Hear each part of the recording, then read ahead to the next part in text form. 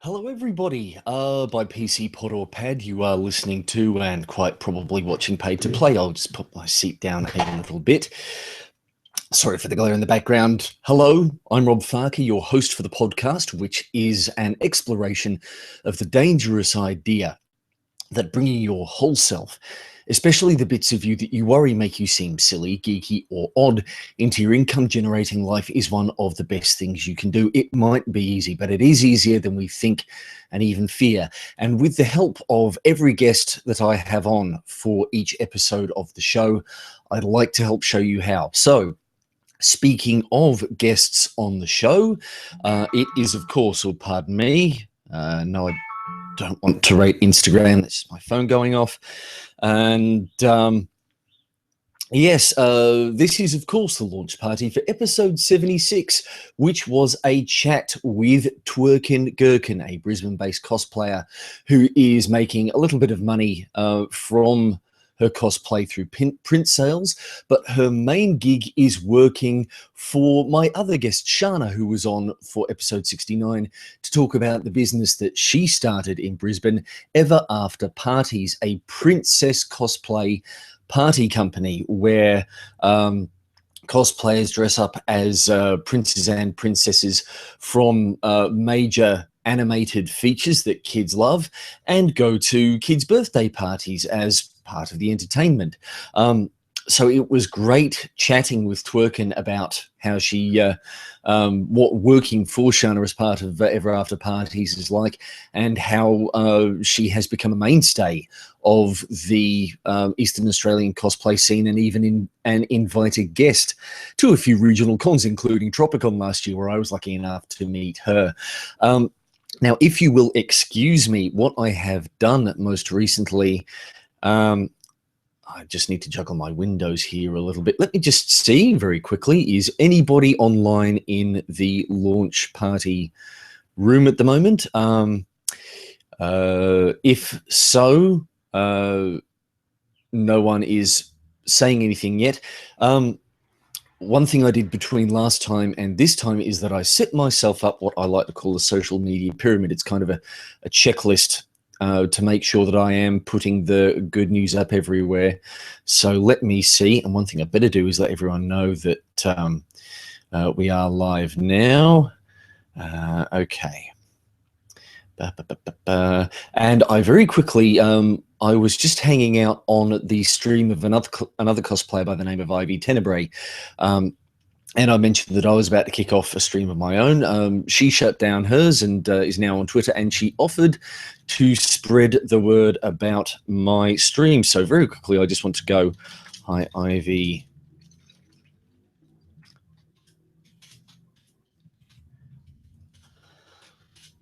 Thanks for offering. I hope I'm not sitting here with my mouth hanging open, as I tend to. I noticed that in the first episode. So in through the nose, Rob. Thanks for offering to spread the word.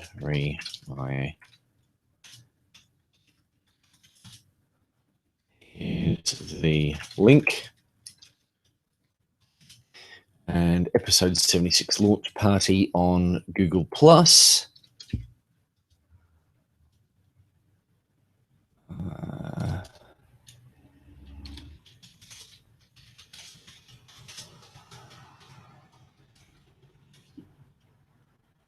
Okay. So thank you very much, Ivy. You're probably not watching this, but if you do happen to be looking at it in the video on YouTube that will go afterwards, then thank you. So let me see. Let's make sure I'm doing this right. Firstly, I better check that paidtoplay.com.au, which I'm already in. Refresh that. So yes, first thing I need to check is make sure that the post is up and live on paidtoplay.com.au, which it certainly is. Fantastic. So all right, Facebook next. Let's go to the Paid to Play podcast page, refresh it. And there we go. Actually, 7:33. All right, that's just because I've still got the old episode pinned. So let's go to, there we are, pinned to top.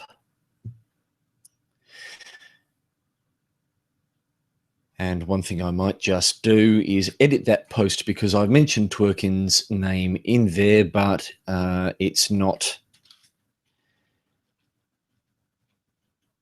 actually a link. So finish editing there. That will at least tag her in, and she will know. And I can get rid of that link. Looks a bit clumsy. Oh, and of course, it's now gotten rid of the link to her name. I hate it when it does that. Edit post again. Twerkin Gherkin. Finished editing, and you know what I really, I suppose, ought to do is copy the link and say, go into chat and say, hi, everyone. Hopefully that's some good Twitter news. Episode is live here.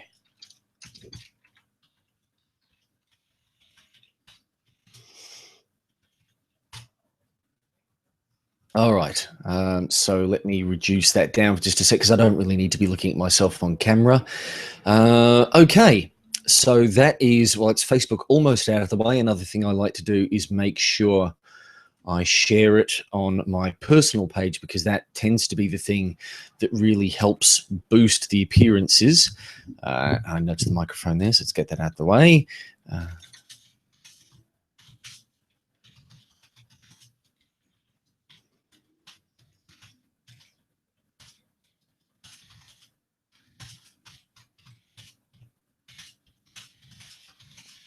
Play podcast. And let's make sure I'm tagging my own show in there.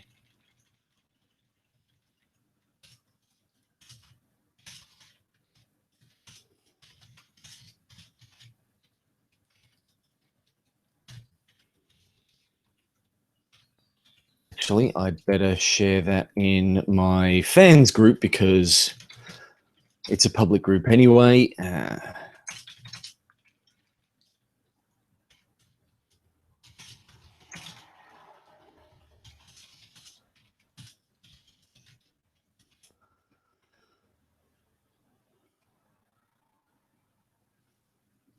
All right, so let's just go quickly back to that checklist.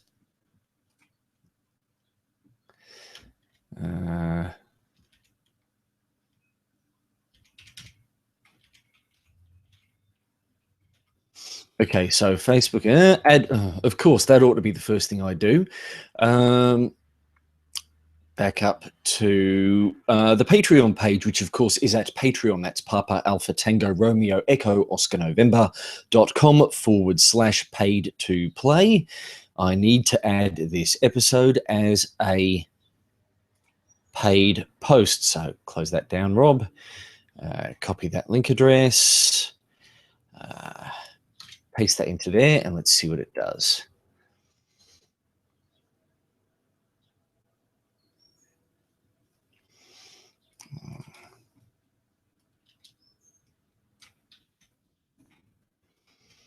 All right, well, at least it's given me a link to the episode and put the picture in. All I need to do is just paste some text in. Oh, keep nudging this down, Mike. Simple lesson, Rob. Just keep it out of the way, for crying out loud. All right. And yes, I definitely want to charge patrons for this post. Who can see it? Everyone in the world. Post now.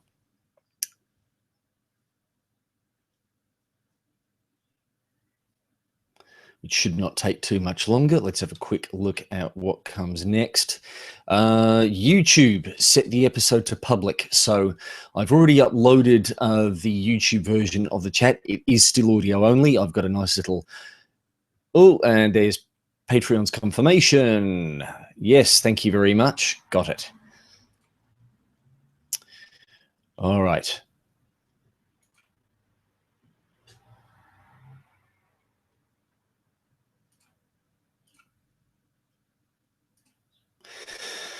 Okay. shut that down for a moment. Thank you very much, Ivy. Retweeted that 4 minutes ago. So, folks, if any of you have come here from Ivy's stream, hello. Thank you very much.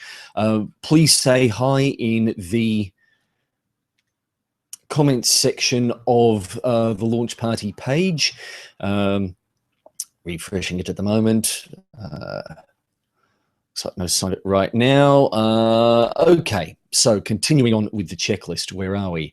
Patreon is done. YouTube projects, go to the Pay to Play website. I have a little folder in my Google Chrome bookmarks bar where I've got all the necessary pages put up. Okay, and I'll need to change that to the Pay to Play podcast rather than my personal channel. I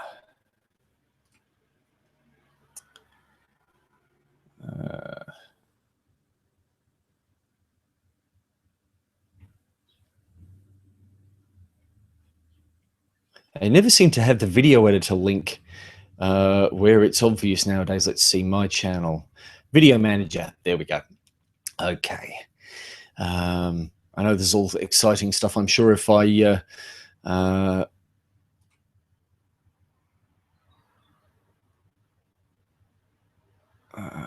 okay, unlisted. No, I want it public. There we go. All right, so that is now live, so you folks can get to that if you wish. It's also already part of the Paid to Play podcast webpage update. So if you go to www.paid2play.com.au, you will see Twerkin's episode right there at the top. And if you scroll down, you'll see the YouTube link there as well. So moving on a bit further, apologies for the background noise, folks. 7:30 in the morning on Sunday is usually the time when the bikies go out for their morning ride. And of course, there's a petrol station right next or across the other side of the road. And it gets pretty hot in here, so I do like to try and keep a window or two open. All right, next item on the checklist, Facebook. So yes, the post is up on the Pay to Play page. I have pinned it. I've shared it in the fans group. Twitter.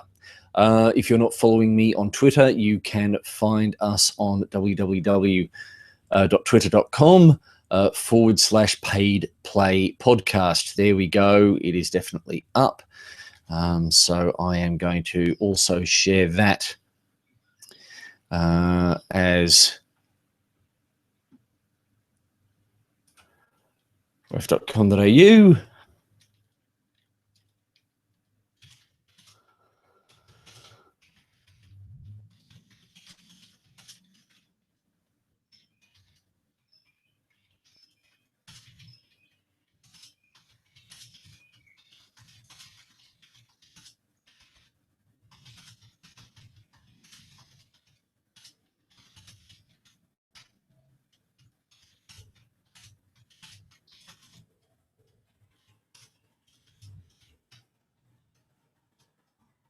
That's hashtag cosplayer and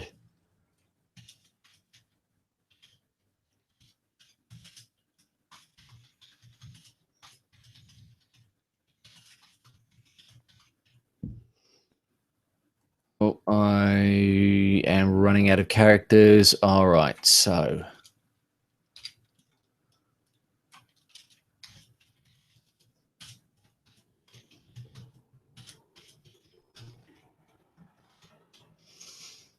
all right, so that's up on Twitter on both Paid to Play. There we go. There's my phone alerting me of the new activity.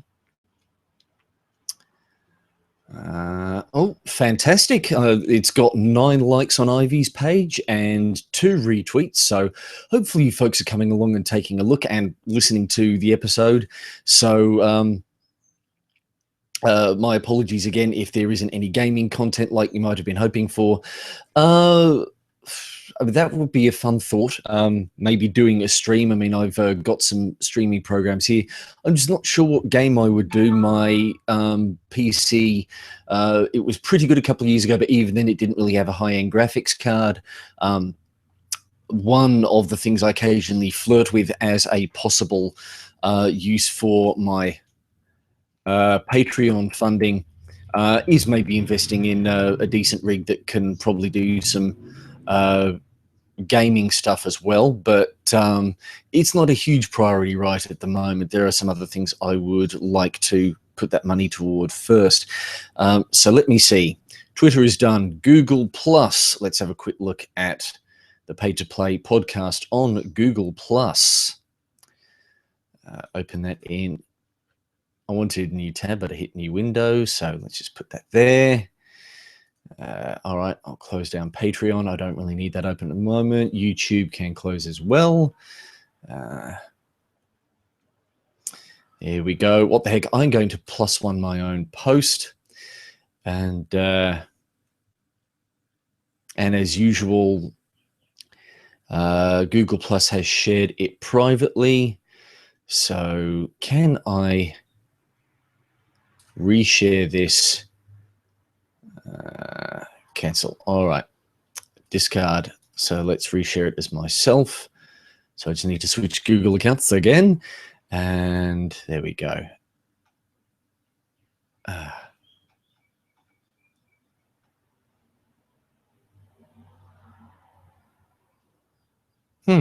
All right. And for some odd reason, that actual posting has vanished from Google Plus. So what I will do is just go back into Pay to Play website. See about putting that up. Aha! Good morning, Mitchell. Hello, good to see you posting on there. I'll +1 that. Thank you very much for coming along. It's great having you. How are things going, mate? I'll keep an eye on the feed, so you know, please comment and you know, anything else you think of or want to ask about, then yeah, I would be happy to read you and answer anything that you've got. Thank you very much for coming along. Does mean a lot to me, mate. I think I've already mentioned, folks, if you're watching this, that Mitchell, aka Yoko's Corner, is working on bringing Cairns, my city of residence, its first dedicated anime store. So with any luck, I'll be able to get him on the show once he gets that set up. He's got a GoFundMe page for it right at the moment. Okay, where was I? I was copying link address so that I can put the word up on my personal page. So let's pop back for a second. Home. Okay, hang on a second, because I'm subscribed to the Pay to Play podcast there. So it's +1 and share that.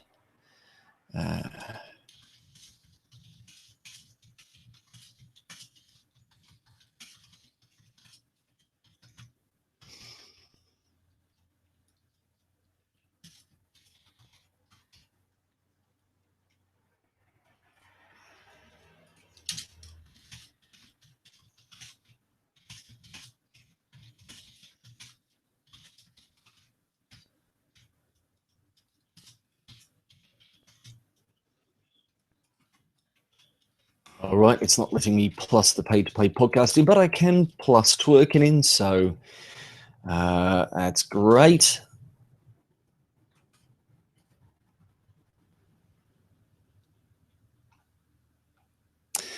All right, so that is now up on Google Plus. What else have I got? Pinterest. Okay, I've already pinned. Instagram. Now, have I already actually done that? I think I have. I think I was doing that right as I kicked off. Yep, there we go, 19 minutes ago. So hopefully that'll get a few more people listening in. All right, well, that covers pretty much the social media checklist right at the moment, so that is fantastic. Let's see. Anybody on Twitter saying hello right at the moment? If you are watching, folks, please go to my Twitter feed, which is Pay to Play Podcast, and spread the word and leave any comments. So, okay. There were a couple of things I did want to talk about in this, in this episode. For starters, Keep kicking my damn microphone stand. For starters, thank you very much to everyone who is backing me on Patreon. Again, for those of you who are $11 an episode backers, you can actually come and join this chat live. So far, unfortunately, my $11 a month backer is not here. It's one thing I'm kind of thinking of doing is maybe changing the time in which I kick these off. Doing it in the morning, I've done a couple of analyses using the website Tweriod, Tweriod, which basically looks at your Twitter profile and works out when your followers are online, and it reckons on Sundays at around about this time, this sort of 8 o'clock to 9 o'clock time frame, tends to be when most of you folks are around. But I do know that means, of course, it's 8 o'clock Cairns time, it's 9 o'clock Sydney, Melbourne time, and it's usually sort of mid-afternoon, sort of getting into the evening in the States, depending on which time zone you're in. And I'm starting to wonder whether or not it's worth pushing it out a little bit later, just to see if we can get more folks around and online and watching, and make connections with you. Pages Manager. Thank you very much. I've just had a share of that episode, so that is fracking awesome. Thank you very much for getting that out. Close that. No, I didn't want to look at it. I just wanted to. Yes, I've already said I'm going to watch For Crying Out Loud. All right, now actually, invite people.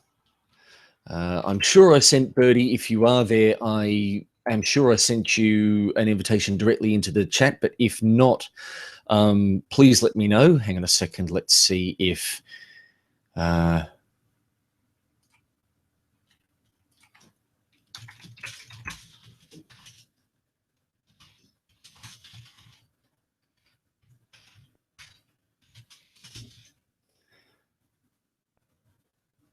And again, I do know that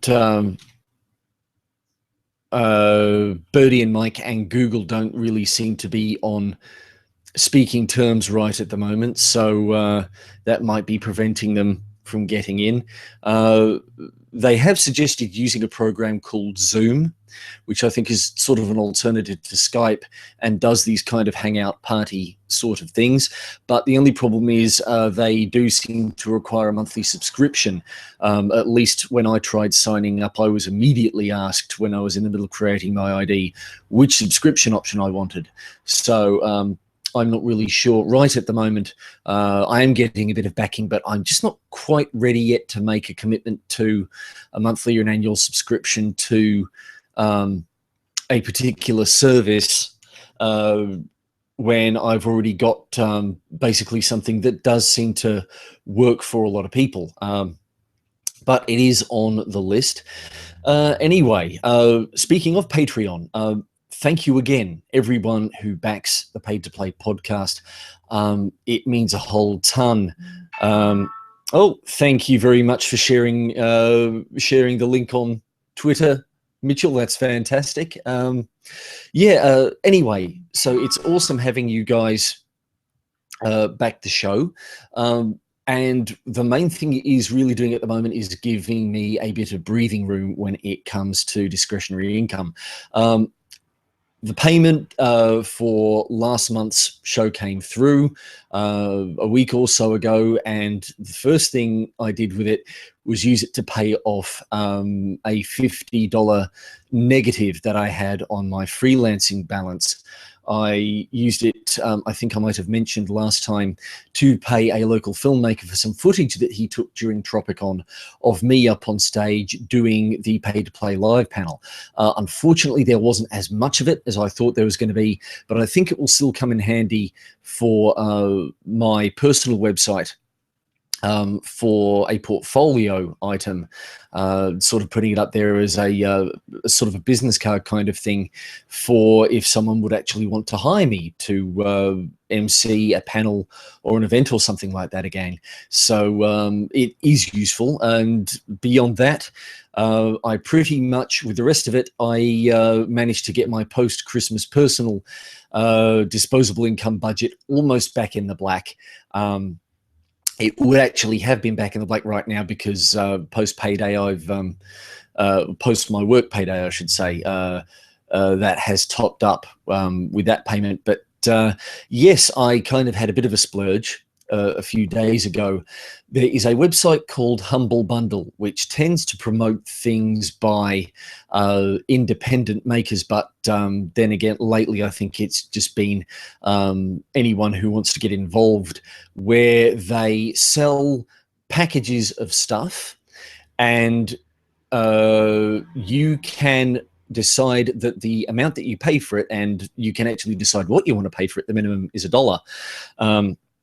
But that's all you can put in that at a minimum, and you still get a whole bunch of stuff out of it. But if you put more in, you get more stuff, and you decide of your payment how much of it goes to the Humble Bundle group, how much of it goes to the people who provided the stuff that you're buying, and how much of it goes to charity. So on the Humble Bundle site, up until early last week, they were actually doing a bundle of Pathfinder role-playing game books in PDF format. In case you folks don't know, Pathfinder, which you can find at www.pathfinder, Paizo, that's Papa Alpha Indigo Zulu Oscar.com. I'll have to check this link /Pathfinder, I'm pretty sure. Pardon me, got a dog complaining about the noise in the background. Paizo.com. Anyway, yes, it's a tabletop role-playing game that is pretty much directly based off the best-known role-playing game in the world, Dungeons and Dragons. There's a bit of a story there, if you don't mind me having a little bit of a geek out on you. In the, I'm trying to remember, was it the early or the mid-90s? Yeah, the mid to late 90s. It was after I got out of high school. After years of the advanced of Advanced Dungeons and Dragons Second Edition, I think it was shortly before the people who own Dungeons and Dragons TSR got bought out by Wizards of the Coast. But don't quote me on that. A third edition of Dungeons and Dragons was developed and put out, and they did something kind of unique. They put it out under the terms of what's called the Open Gaming License, kind of buying into the general open license movement that's been kind of going on since the mid-90s in software development, where most of the content of Dungeons and Dragons that was system related, that wasn't sort of the more prose stuff like game mastering advice or information on the world of Dungeons and Dragons, the imaginary places where the game is set, was basically available for free. You could take it, modify it, and use it in your own material, which is kind of what people do anyway, but you could publish it, and again, that was kind of what people were doing anyway on the web, but you could actually make your own product out of it and on-sell it. So you would basically, the only stuff that you really couldn't put in were some things about character creation. So the idea was that even if you did make a semi-complete role-playing game under the Open Gaming License, you would still need to tell people that they would, to fully use the system, they would need a copy of the Dungeons and Dragons 3rd edition rule books, the Player's Handbook and the Dungeon Master's Guide, and possibly the Monster Manual as well, because that material you could not publish unless you actually paid Wizards of the Coast a licensing fee to use that material. And Pathfinder came about at around about when Dungeons and Dragons 4th edition was developed, which I think was sort of in the early to mid 2000s. And in the meantime, there had actually been a 0.5 edition Dungeons and Dragons version 3.5, which was sort of, I think, meant to fix a bunch of stuff that was in 3rd edition and just make it work a bit better. 4th edition kind of took a different core approach to the way that Dungeons and Dragons worked, and it miffed a lot of people. I think that a lot of the folks who maybe come on board with the revitalization of Dungeons and Dragons with 3rd edition just didn't like this new direction. They found it had a big focus on the gaminess, the tacticalness of Dungeons and Dragons play. And there was a company called Paizo, as I mentioned in that URL earlier on, who had been involved quite a bit in the open gaming movement, had put out their own products, and they'd even revitalized the magazines Dragon and Dungeon, which were sort of separate fanzines, I think, from memory. Dragon magazine was kind of a general fandom-based magazine that was taught about Dungeons and Dragons, of course, but was more generally focused on the RPG hobby, whereas Dungeon was more like a regular gazette, specifically for Dungeons and Dragons, with new monsters, new maps for your players to explore, all that kind of thing. And when Dungeons and Dragons 4th edition came out, Paizo, I think, had invested so much in the open gaming movement with version 3.5 that they actually decided to keep that version of Dungeons and Dragons going under another name. So they developed and published the role-playing game, which is Pathfinder.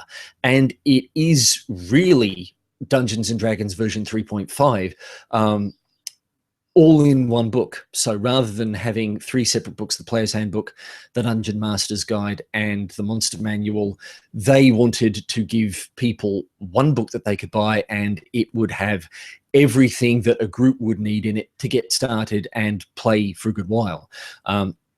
There are supplements to the Pathfinder core rulebook, the Bestiary and the Game Mastery Guide, which of course fulfill similar roles to the DM's Guide and the Monster Manual, but they aren't 100%, they aren't as necessary as the Dungeon Master's Guide and the Monster Manual are for when you're playing Dungeons and Dragons.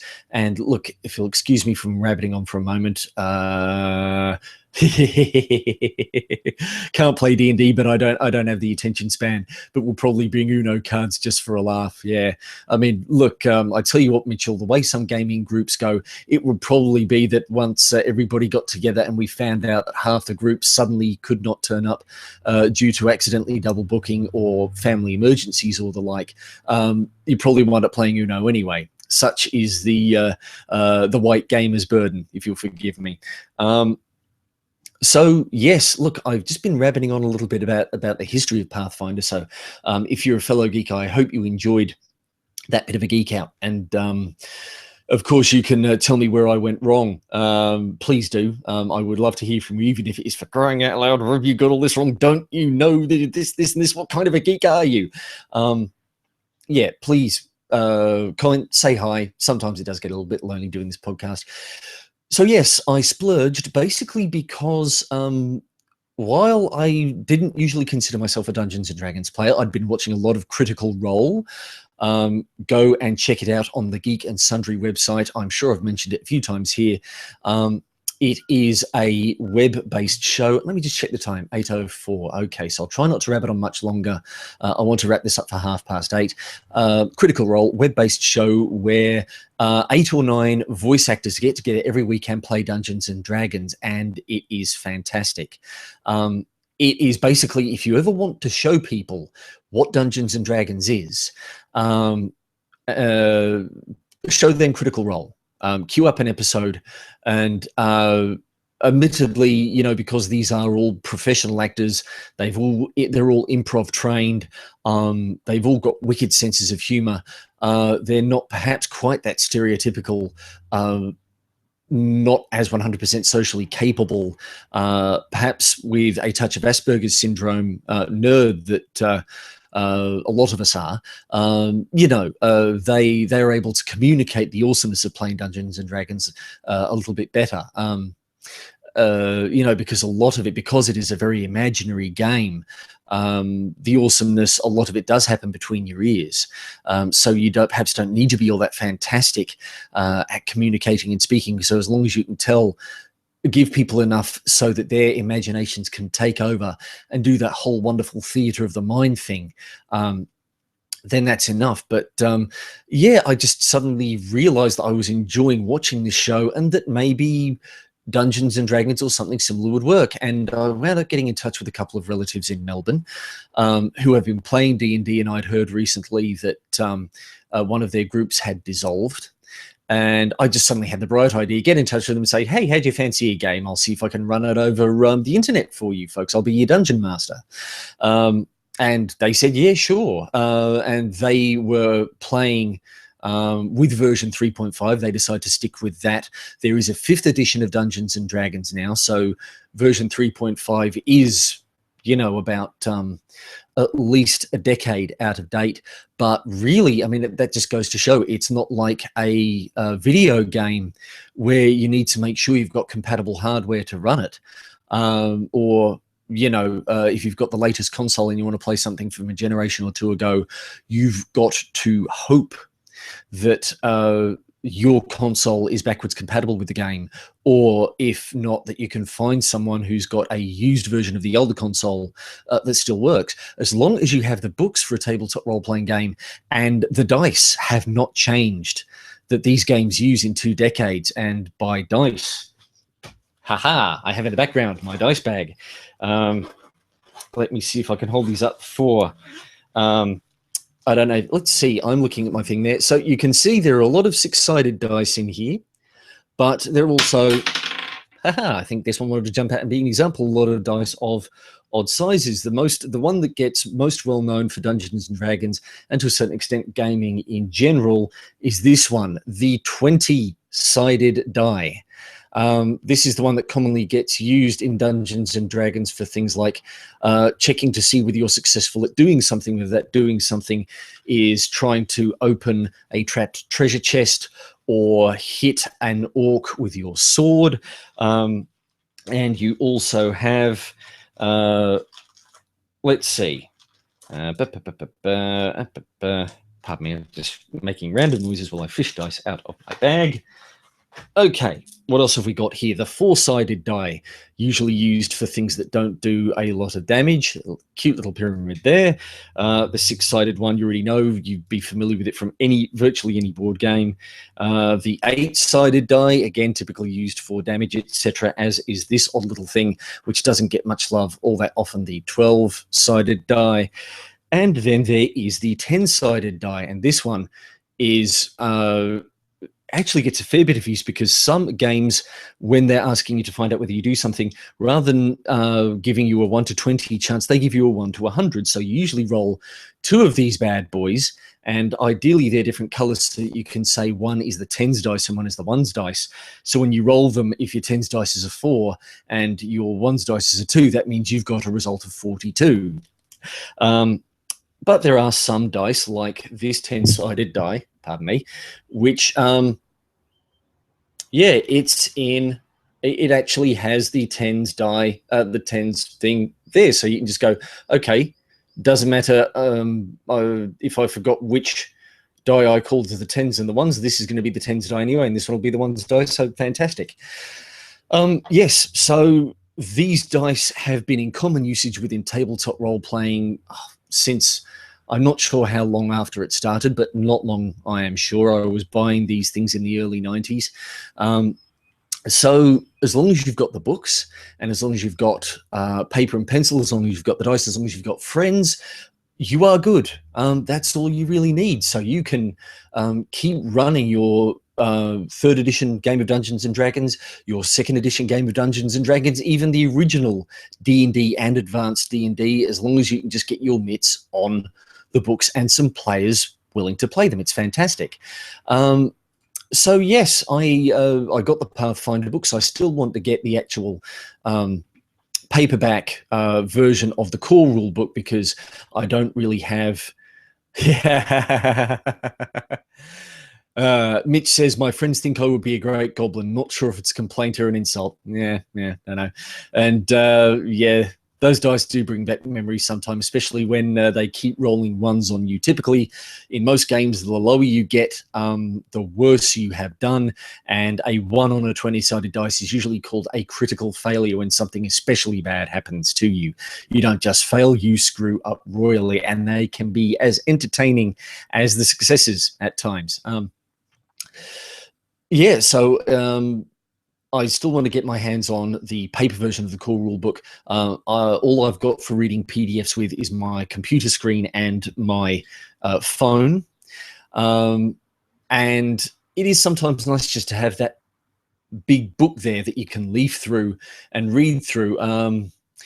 Some folks have suggested maybe getting my hands on a tablet. And again, if I do that, that will have to be something that is going to have to wait until I can get a bit more money out of pretty much doing the pay-to-play podcast. So someone has suggested a Surface Pro 4 is great for reading PDFs and the like with. I have no idea how much a Surface Pro 4 costs, but I imagine it is not going to be cheap. I mean, for starters, it's got Pro in the title as opposed to your regular Microsoft Surface tablets. So we will see how we do. If I do get a tablet, part of me wouldn't mind getting an Android-based tablet, though, just because my phone is Droid-based and I just kind of like the way it does things. Moving on, though, so yes, I bought that stuff, and I've got another couple of players who are Cairns locals in, and we're getting together on Wednesday to basically talk the campaign and characters and brainstorm stuff because when you're a game master or a dungeon master and you're planning these things, ideally you've got some sort of world to play in, which has got a developed background and existing characters for your players' characters to interact with.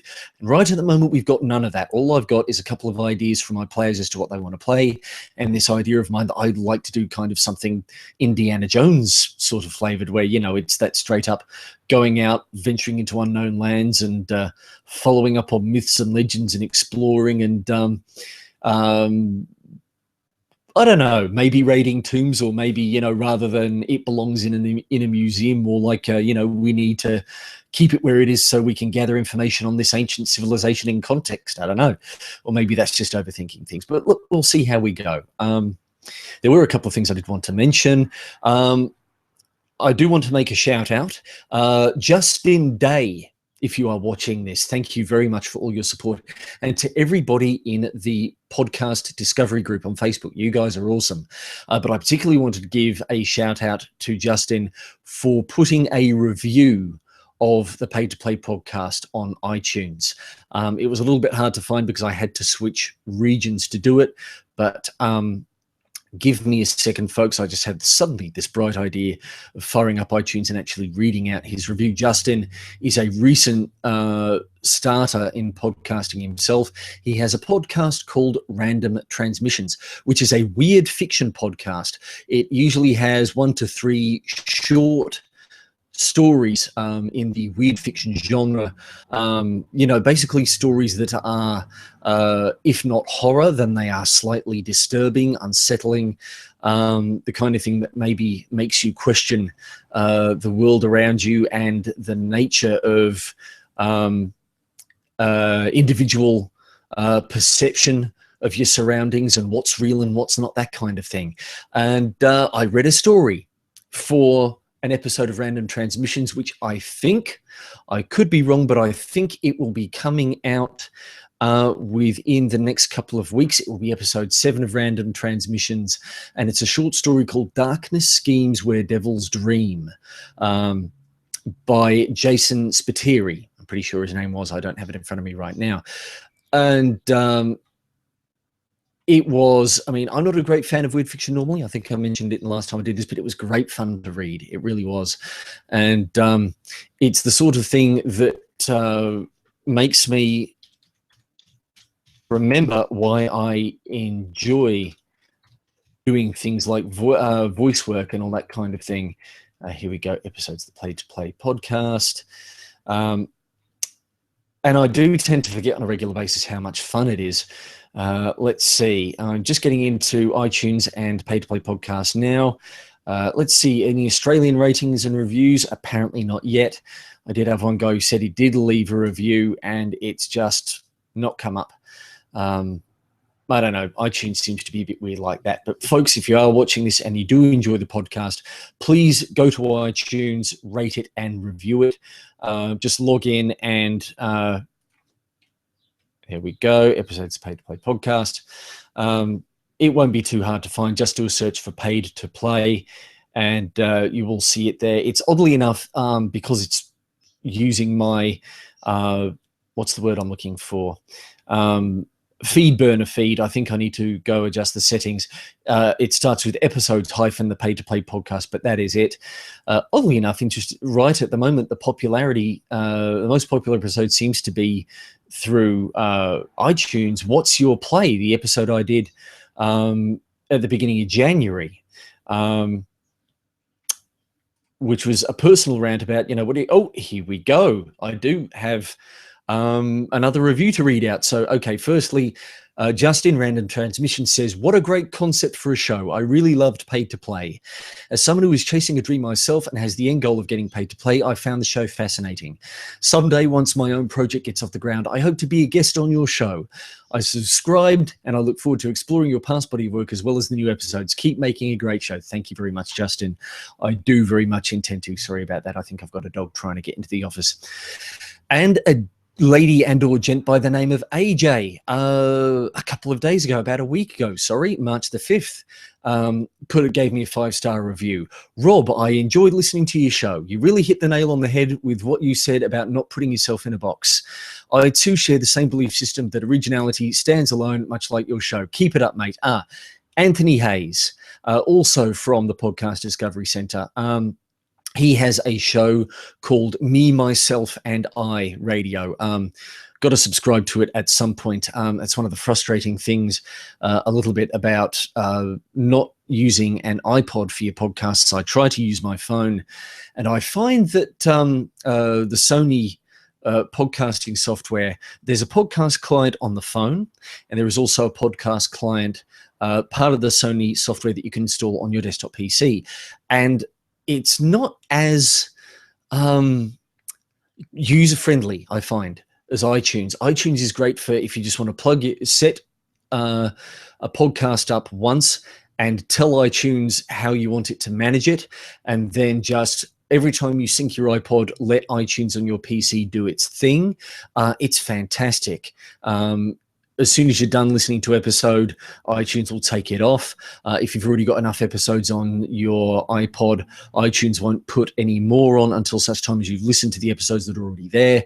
And as far as I can tell, Sony's Media Go program and that isn't good at that. And while there is a podcast app on the phone, actually adding the RSS feed for a podcast that's not on iTunes is a little bit on the aggravating side.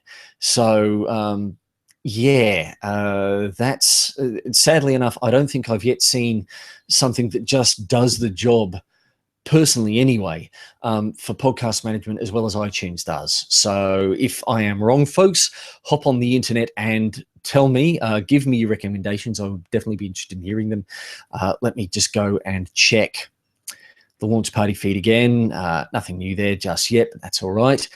So yes, I think that pretty much covers most of what I was going to talk about, which is good. It's coming up to 20 to 8. And if you'll excuse me, I'll just finish off my cold cup of tea here. All this talking does make your throat a bit sore. Now, the last time I did one of these launch parties, I was a little bit worried because I didn't have any more episodes in the can. In the meantime, I was able to fix that up a little bit. Naturally, today's episode with Twerking Gherkin is live now. Again, if you haven't started downloading yet, please download and have a listen to it this morning. It was lovely having her on the show. And yesterday, I got another chat recorded, and it is going to be going up in 2 weeks' time. So that will be Sunday, March the 27th. This time, most likely on that day, although I am again considering pushing it out.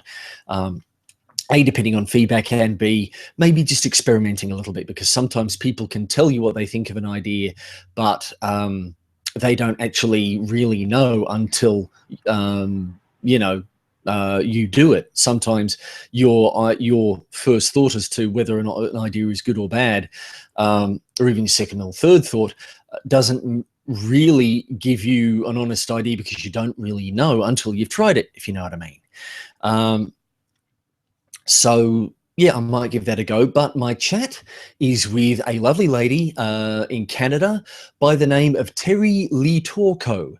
If you are into board gaming and tabletop wargaming, you might already know her name. She is a prolific video logger. She's had her own channel on YouTube for a little while, and then a couple of years ago, she answered an open call put out by geek culture website Geek and Sundry to looking for more video loggers for their website, and they of course accepted her. And hopefully it means her audience, exploded. But it's how I found out about her. Pardon me, quick scratch. Right at the moment, I think she's actually being a written content creator for Geek and Sundry. That is actually how I really found out about her. She put up a post about how you can actually take your geeky skills and put them on your resume and use them to get yourself a job. And I thought, that sounds like it's right up my alley. So I got in touch with her, and when I get in touch with folks to come on the Pay to Play podcast, sometimes it's not the smoothest process. Even if I am lucky enough to have someone get back to me quickly and say yes, things can sometimes get bogged down in the scheduling phase. Sometimes, I will confess, I get a bit slack when it comes to managing my guest schedule and keeping on top of the folks whom I've invited. Sometimes someone will come back to me and I will let a reply go when I should be getting back to them immediately. And that's a bit naughty of me. And sometimes I can be nagging guests for, obviously I'll send them a tweet or an email or whatever, and I won't hear back, and I'll have to send another one, and I won't hear back. And again, usually I think pretty much mostly it's not because they've suddenly decided, oh, actually, I don't like this guy, I'm not going to get in touch with him anymore.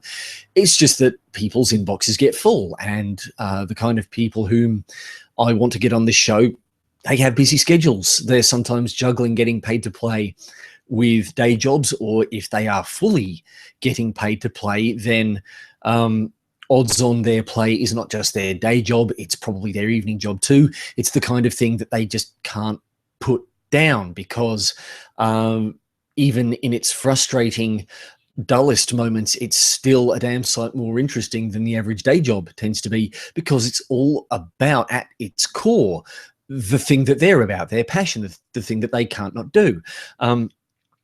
So yes, it does mean that organizing is a bit rough and keeping in touch is a bit rough, but Terry was fantastic. We did have a little bit of email trouble, but it was basically a week, if not less, between me getting in touch with her and asking her to come on the show and us recording an episode yesterday morning. So it was a fantastic chat. It went for about an hour and a half. So I have to warn you folks, it's going to be a bit of a download, and it might be a bit of a hike to listen to. But if you're anything like a geek, if you're harbor any kind of geekish tendencies, and names like Warhammer 40,000 or War Machine or Infinity or Malifaux, me just saying those out, you immediately know what they are. You're seeing the images of the gloriously painted miniatures and the rule books and the supporting websites and magazines. They all come to mind. Then yes, you will enjoy this episode. And if you're a fan of Geek and Sundry, and if you're not, please go check them out, www.geekandsundry.com. they're a great little geek culture news, exciting stuff kind of website. I kind of think they're a little bit of what the Escapist used to be before the site got a little bit too ad noisy, for my taste anyway, and without the specific video gaming content. Yeah, it's a little bit more relaxed overall, and they're putting some great stuff out. Like I mentioned Critical Role earlier on. Critical Role is a Geek and Sundry project. It didn't start out that way. Folks who've been fans of it before, Geek and Sundry brought it on board, but it's done on their sets. It's using their sites and their streaming as a video show. Rather than, I think of course, it started life as a straight up Dungeons and Dragons game, and then it became something of a podcast. And then Geek and Sundry got wind of it and said, we'd love to have this as an offering on our site. Yes, go check them out. But yeah, go check out Terry Litorko. You will find her online. Her various social media handles tend to be based around That Terry Girl, ThatTerigirl. You can find her on Facebook at Wargamer Terry. Do a search for YouTube for Terry Litorko, TerriLitorco, and please tune in 2 weeks' time for the launch party for her episode. I was hoping that I might be able to get her on for it, and I think she would have been keen had not there been a War Machine tournament on the same at the same time as my launch party is going to be. And I don't know if putting it any later or earlier is going to help with that. That's another reason perhaps why I might want to adjust the schedule, but we'll see how we go, because if I did go later, that would probably mean like she'd be coming online at midnight, and I'm sure after a ruddy War Machine tournament, she's going to be absolutely stuffed. So look, we'll see. But it was a fantastic chat. It was one of those wonderful ones where it didn't feel awkward at all. Sometimes, I mean, I've got all sorts of awesome people on the show, and I try and, we try and connect with each other as best we can. And sometimes it works, sometimes it doesn't. Sometimes, at least, the best we get is a solid podcast, and I'm not tripping over my own feet. And, curiosities are answered, and we get to know a bit more about the guest. And then sometimes it's obvious when just, things happen, and they wind up the kind of person who I would be comfortable with sending a Facebook friend invitation to, or accepting a friend invitation from.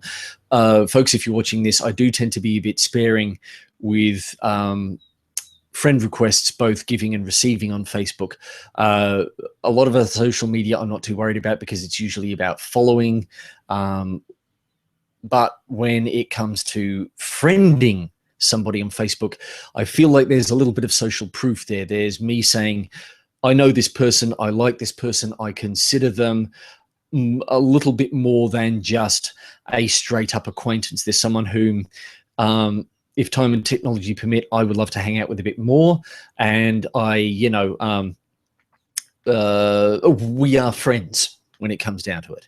So, if you enjoy this show, and you do see me on Facebook and you send me a friend request, and we've not really interacted all that much before, and we've not otherwise done anything together online, that's why maybe if you do send me a friend request, I might not respond to it. But that's me. That's where I stand. I have seen people abuse friend requests, use access to somebody's friend list to basically spam that friend list, and other people go, okay, so all right, well, he's a friend of Rob, I suppose he's cool, I might friend him. So yeah, that sort of tacit social endorsement is why I'm careful about how I manage my social media. I'm happy to follow you on Twitter, and it's great if you follow me back, and we can direct message, and if we make something out of it, great. Then maybe a Facebook friend request will come naturally. But it is now, what's the time? 8:29, so we've got less than a minute left. So I would just like to say, folks, thank you very much for watching. Got you there, Mitchell.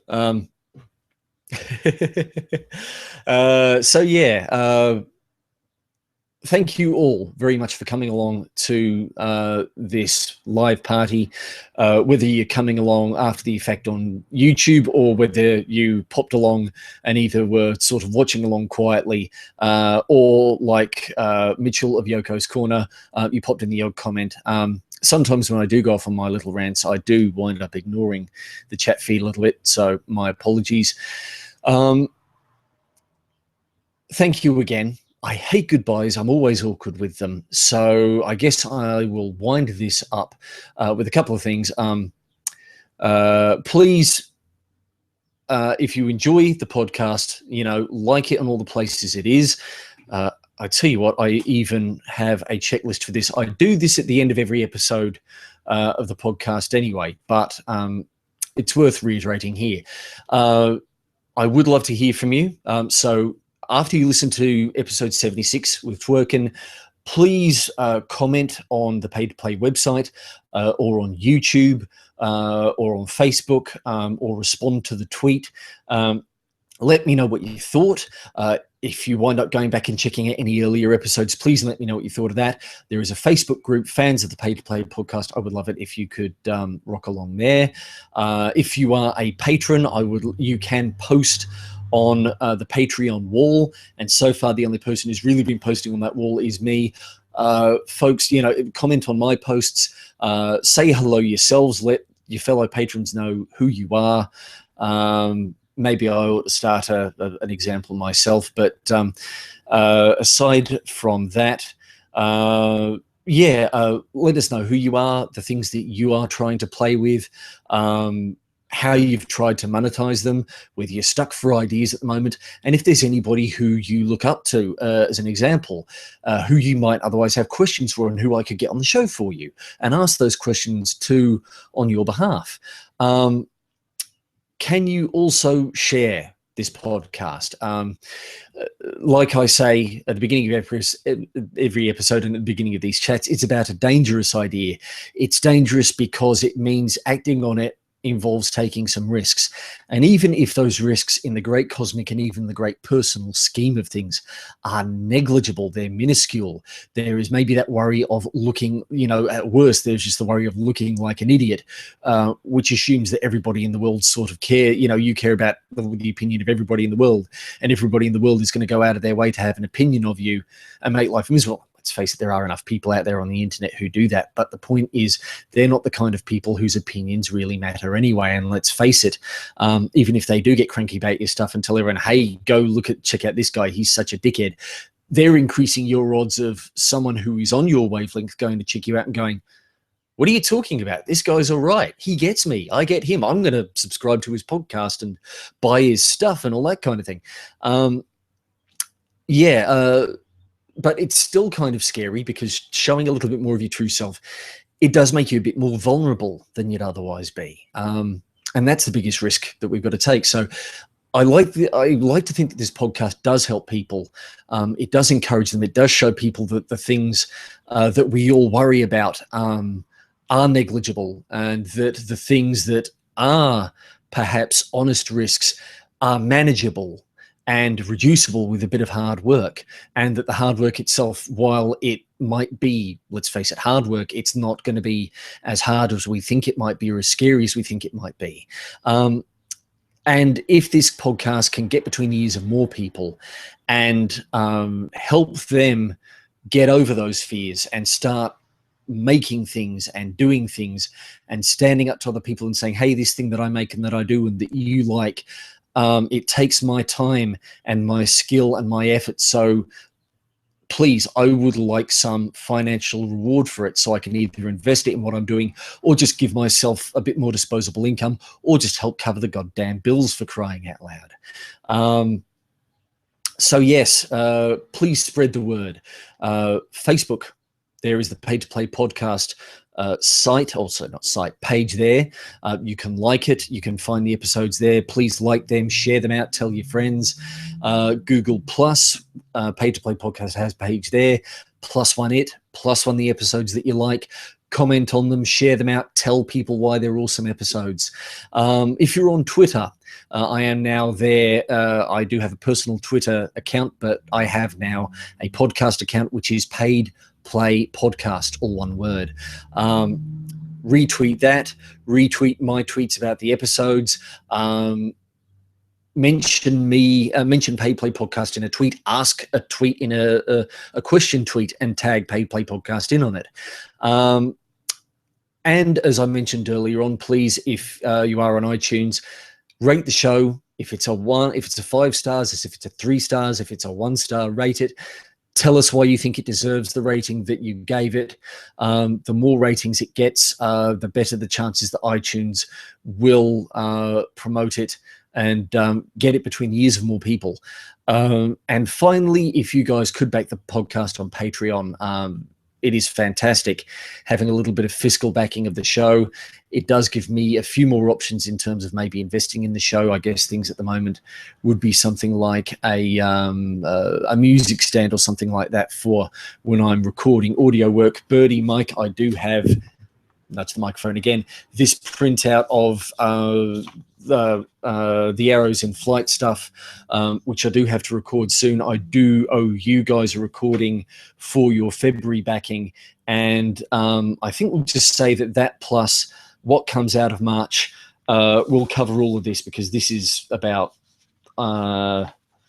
let's say, yeah, this I reckon comes out to a little over 5 minutes. So with editing time and what have you, once I get the March one in, because you've kept your backing, then I will record all this in one hit, edit it together, and get it to you. So I guess that will probably be sometime early April, mid-April at the latest, and you can have that for the website. And while I mentioned Birdie and Mike, go check out Journey Birds Wonderland on their various places, especially their Patreon, which is Wonderland RBBT, because if they hit a particular goal, then they will actually be able to hire me ongoing as a voice actor with a decent paid rate, which would be absolutely lovely. Thank you very much if you could make that happen for us.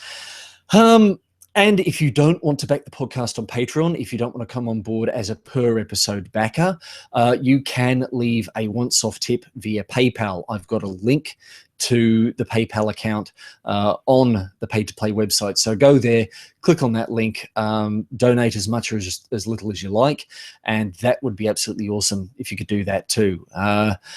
And all right, I think I've gone a bit over time. Yes, it's 8:37, so I've managed to bust the time by about 7 minutes. So let's wind it up here. Once again, ladies and gentlemen, and Mitch especially, thank you very much for watching and for saying hello. And until next episode and next launch party, I am Rob Farker, asking you to be good, be kind, and be a little dangerous.